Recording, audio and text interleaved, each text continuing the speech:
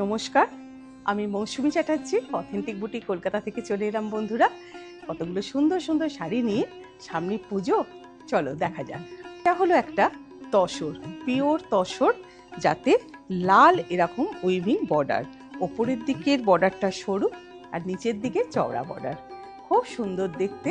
আর এটা হলো এর আঁচলের পোর্শন। এটা একটা জর্জেট চিকনকারি, যেটা মেশিন ওয়ার্ক, পুরোটা এইভাবে কাজ, ইয়েলোর সাথে ব্রাউন একটা শেডেড জর্জেটের ওপর এই কাজটা করা হয়েছে।